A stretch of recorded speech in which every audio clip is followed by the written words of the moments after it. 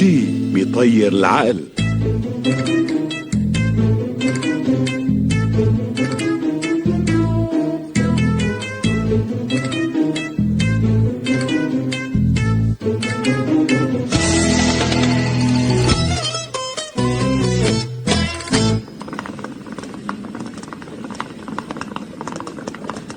العمل عمل عمى، ابو سطيف ما غيره. ايه نعم، ابو سطيف ما غيره. وبالعلامة كان راكب بالكرسي الوراني، ونزل واحد من قدام الشوفير لابس طقم وجرافة وفتح له الباب يا معلمي. ابو سطيف ابو سطيف، إيه ما عم صدق لك، إيه والله ما عم تنبلع معي. لا صدق صدق، الزلمة صار رفع شوفك معلمي، عم يقولوا صار عم يلعب بالملايين، لا بالمليارات كمان، يعني من جماعة الهايلاي. ليكون مستشبه فيه لك ابو عيون، ليكون واحد تاني بيشبهه. ها أعوذ بالله، شو بنا معلمي؟ شو هاي مستشبه ما مستشبه؟ شو أنا غشيم عنه؟ عم قل لك شفته هو بذاته، شفته بعيني، هي اللي بده ياكلها الدود. قال مستشبه، قال هو الله وكيلك هو.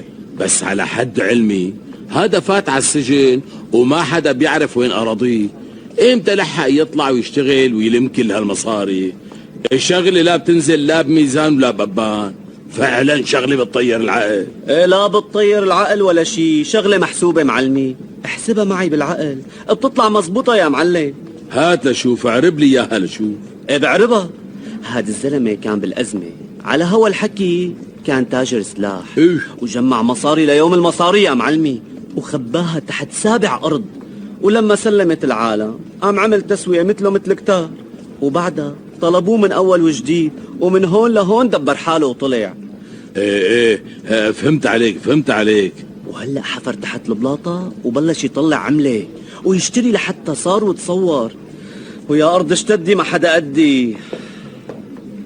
السلام عليكم. وعليكم السلام ورحمة الله وبركاته. أهلين أهلين بالأستاذ زهير، فوت فوت لعندي لجوا، فوت. يا الله. أبو عيون، مرني معلمي. هات كاسة وصب شاي للأستاذ أوام. إيه مو على عيني يا عرق عيني، تكرم عيونك وعيون الأستاذ، وأحلى كاسة شاي تخدم شواربكم. شرف أستاذ. يا الله.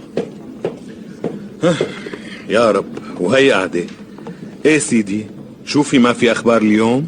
في خبر عاجل، خبر تازة وسخن من كعب الدست. اوف اوف اوف اوف اوف. وشو هالخبر العاجل بقى؟ هات لشوف، احكي لي. والله بدك تسمعه من صاحبك يا ابو عيون، هو اللي شاف مو انا. ايوه احكي له ابو عيون، احكي له من شفت اليوم شغله بتطير القعد يا استاذ، احكي له ابو عيون. والله يا أستاذ شفت لك أبو سطيف الحيوان، عرفته أستاذ؟